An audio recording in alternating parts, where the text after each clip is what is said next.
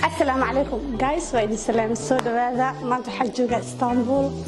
رستورانتي قيبتا مقايدة واي سوق القيب لو حاجرتو وهو ليش عروسada lagu dhigo hoolkan quruxda badan oo saan u diyaarsan u jeedin hada waxa lagu dhiganayaa dhalasho ma fahantiin hada dhalasho u baahan tahay hada qalin jabin u baahan tahay hada xaflado gooni u baahan tahay hada baabay u baahan tahay waxa soo dhan waxa ka qabtiri doonto اسطنبول رستورانتي soo dhawaada arooska xafladaha dhalashooyinka kulli waxa ka wada heli doonta